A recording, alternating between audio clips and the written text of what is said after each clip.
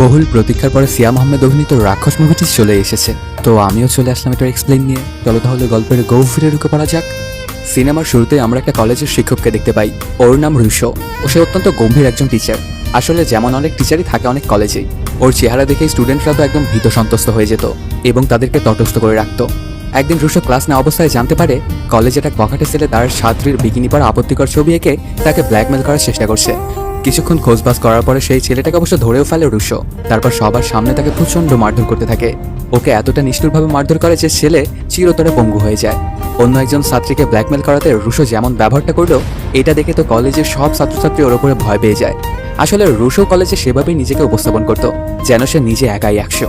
এর মধ্যেই কলেজের নতুন স্টুডেন্টদের ভর্তি কার্যক্রম শুরু হয়। নতুন ছাত্রী হিসেবে কলেজে ভর্তি হয় এই গল্পের নায়িকা জুলিয়েট। জুলিয়েট আসলে পড়াশোনায় একদমই কাঁচা, একদম বলদ টাইপের ছাত্রী। সে কিছুই পারতো না। পড়াশোনায় কাঁচা হলেও দেখতে সে ছিল অত্যন্ত সুন্দরী, আর স্বভাবে সে ছিল একদমই চঞ্চল প্রকৃতির। সবাই জুলিয়েটকে দেখে হা করে তাকিয়ে থাকতো ওর দিকে, কিন্তু জুলিয়েট কাউকেই পাত্তা দিত না। সে সারাক্ষণই রুশো স্যারকেই দেখতো, যেন রুশোর উপরে তার একটা ক্রাশ রয়েছে। মূলত জুলিয়েট তার প্রেমের ফাঁদে রুশো স্যারকে ফাঁসাতে চায় পরীক্ষায় ভালো নম্বর পাওয়ার জন্য। এজন্য জুলিয়েট নানা অঙ্গভঙ্গি করতো স্যার রুশোকে পটানোর জন্য। রুশো সবকিছু খেয়াল করলেও বাইরে থেকে একদমই নির্বিকার থাকে। সে কোনো প্রকারে পাত্তাই দিতে চায় না জুলিয়েটকে। জুলিয়েটও তো নাছোড়বান্দা, সে কোনোভাবেই রুশো পিছু ছাড়তে চায় না। একদিন রুশো ক্লাস শেষে গাড়ি নিয়ে বাড়ির উদ্দেশ্যে বের হলে জুলিয়েটও গাড়িতে উঠতে চায়, বলে তাকে যেন সে বাসায় ড্রপ করে।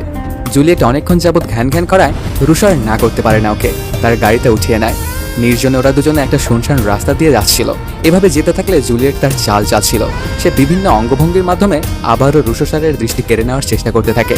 এমনটা করতে করতে এক পর্যায়ে সে সফল হয়ে যায়। জুলিয়েটের এমন কর্মকাণ্ডে রুশো তার উপরে নিয়ন্ত্রণ হারিয়ে ফেলে এবং জুলিয়েটকে নিবিড়ভাবে চুম্বন করে বসে। জুলিয়েট অবশ্য এবারে এতে একটু ইতস্তত বোধ করছিল, আর রুশোকে সে দূরে সরিয়ে দেয়। সাথে বলতে থাকে, আমি আপনাকে আসলে সেইভাবে লাইক করি না। আপনার দৃষ্টি আকর্ষণ করেছিলাম শুধুমাত্র পরীক্ষাতে ভালো নাম্বার পাওয়ার জন্য। তাছাড়া আমি আপনাকে ভালোবাসি না, এই সবটাই ছিল একদম দুষ্টুমি। কিন্তু এতদিনের রুশো তো জুলিয়েটের প্রতি একদমই আসক্ত হয়ে পড়েছিল, এমনকি দুর্বল হয়ে গিয়েছিল। আসলে রুশো অনেক আগে থেকেই জুলিয়েটকে দেখেই পছন্দ করে ফেলেছিল, কিন্তু কোনো পাত্তা দেয়নি ওকে। কারণ সে হচ্ছে টিচার আর জুলিয়েট একজন স্টুডেন্ট, তাই সে কোনোভাবেই পাত্তা দিত না জুলিয়েটকে। কিন্তু যখন জুলিয়েট বারবার ওকে অ্যাপ্রোচ করছিল তখন গিয়ে ওকে পাত্তা দেয় রুশো। কিন্তু এখন তো রুশো দেখছে যে সবগুলো আগে মিথ্যে। তবে রুশো একদমই চুপচাপ থাকার পাত্র নয়। জুলিয়েটের ওপরে ভয়ঙ্কর অধিকার খাটানো শুরু করে দেয় রুশো। জুলিয়েট যেখানেই যেত সেখানেই গিয়ে পৌঁছাতো রুশো। কলেজে জুলিয়েটের ওপর রুশো এক প্রকার প্রভাব বিস্তার করতে থাকে। এভাবে দিন কাটতে থাকলে রুশো আস্তে আস্তে জুলিয়েটকে আরো বেশি ভালোবাসতে থাকে। একদিন রুশো জুলিয়েটকে সারপ্রাইজ দিতে চলে যায় তার বাড়িতে, কিন্তু ওর বাসায় গিয়ে রুশো জানতে পারে জুলিয়েট বাসাতে নেই। তাই ফোন করে জুলিয়েটের এক বান্ধবীকে, জিজ্ঞেস করে জুলিয়েট কোথায় গেছে। যেহেতু রুশো ছিল ওদের টিচার, এর জন্য ওর কাছে মিথ্যে কথা বলতে পারে না সেই মেয়েটা। তাই ভয়ে ভয়ে রিতা জানায় জুলিয়েট গিয়েছে স্থানীয় কুখ্যাত অপরাধী সোহেল মণ্ডলের কাছে। আসলে তার সাথে সে বাইরে ঘুরতে গিয়েছে। জুলিয়েট অনেক আগে থেকেই সোহেলকে ভালোবাসতো, যা তার ফ্রেন্ডরা জানে কিন্তু অন্য কেউই জানে না। কিন্তু রুশো যখন সোহেলের কথা জানতে পারে এবং জুলিয়েট যে সোহেলের কাছে গেছে এটা জানতে পারে, তখন রুশোর মাথা খারাপ হয়ে যায়। এমনিতেই রুশো ছিল অত্যন্ত রাগী এবং ভয়ঙ্কর একজন মানুষ। জুলিয়েটের এই কর্মকাণ্ড রুশোকে আরো বেশি রাগান্বিত করে ফেলে। রাগ এবং ঈর্ষা নিয়ে রুশো ওয়েট করতে থাকে জুলিয়েটের বাড়ির সামনে। অনেক সময় কেটে যায়, তারপরেও জুলিয়েট বাড়িতে ফেরে না। এত অপেক্ষা করাতে রুশোর রাগ যেন আরো কয়েক গুণ বেড়ে যায়। এভাবে কেটে যায় আরো কিছুক্ষণ। তার কিছুক্ষণ পরে জুলিয়েট বাসায় এসে পৌঁছে। তখন রুশোর সাথে কোনো কথা না বলেই ওকে পৈশাচিক মারধর করতে শুরু করে। এরপর জুলিয়েট সহ ওর মতো সকল মেয়েদেরকে আজে বাজে কথা বলতে শুরু করে। ওদের যে টাকার প্রতি কি পরিমাণ লোভ এটা নিয়ে কথা বলতে থাকে। তোরা আসলে টাকা পেলে কুত্তার পা চাটতেও ভাববি না। এলাকার গ্যাংস্টার সোহেল মণ্ডলের কাছে টাকা আছে বলে আজ তুই তার হয়ে গেছিস। কাল অন্য কেউ যদি তোর কাছে আসে ওর থেকে ভালো, তাহলে তুই তার কাছে চলে যাবি।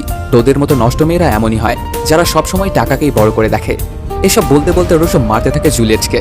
ওকে এতটাই মারে যে একদম রক্তে যেন ভেসে যাচ্ছিল জুলিয়েট। মার খেতে খেতে রক্তাক্ত অবস্থায় অজ্ঞান হয়ে পড়ে যায় জুলিয়েট। তখন সেখান থেকে চলে যায় রুশো। এমন করে এত বাজে অবস্থা দেখে ওকে হাসপাতালে নিয়ে যায় না রুশো। রুশো সেখান থেকে চলে যাওয়ার পরে জুলিয়েট অস্পষ্ট ভাষায় বলতে থাকে, আমি আসলে ডাবল টাইমিং করিনি। স্বেচ্ছায় আমি তো সোহেল মণ্ডলের সাথে যাইনি। সে আমাকে প্রচন্ড পরিমাণ ব্ল্যাকমেল করতে এবং জোর করে আমাকে নিয়ে গিয়েছিল। এর জন্য আমি ওর সাথে যেতে বাধ্য হয়েছিলাম। জুলিয়েটের এই কথাগুলোতে বোঝা যায় সে আসলে রুশোকেই ভালোবাসতো, কিন্তু রুশো তো সেটা জানতেই পারলো না। উল্টো বিশ্বাসঘাতকতার ট্যাগ লাগিয়ে দিয়ে রক্তাক্ত করে চলে গেল। এরপর কেটে যায় অনেক কয়দিন। জুলিয়েট এখন আগের থেকে অনেকটাই সুস্থ। জুলিয়েট সুস্থ হয়ে উঠলে সোহেল মণ্ডল আবারও নজর দেয় জুলিয়েটের দিকে। অনলাইনে জুলিয়েটের বিভিন্ন ছবি দেখে ওর দিকে বাজে নজর দিতে থাকে সোহেল। মনে মনে ঠিক করে আজকে তার একা লাগবেই, তাই তার বিশ্বস্ত সহযোগী জিল্লুকে পাঠায় জুলিয়েটকে তুলে আনার জন্য। জিল্লু তাই সোহেল মণ্ডলের আদেশ পেয়ে চলে আসে জুলিয়েটের বাসায়, আর সেখান থেকে উঠিয়ে নিয়ে চলে আসে এর কাছে। সোহেল এবার জুলিয়েটকে সামনাসামনি দেখে তো আরো যেন টালমাটাল অবস্থা হয়ে যায় ওর। জুলিয়েটকে সরাসরি সে কুপ্রস্তাব দিয়ে বসে, কিন্তু জুলিয়েট তো আসলে রুশোকে সত্যিকারের ভালোবাসতো, তাই সোহেল মণ্ডলের কুপ্রস্তাবে সে না করে দেয়। সেই সাথে তাকে নিজের বাড়িতেও রেখে আসতে বলে জুলিয়েট। এই ব্যাপারটাতে অনেকটাই রাগান্বিত হয়ে যায় সোহেল মণ্ডল আর হুমকি দিতে থাকে জুলিয়েটকে।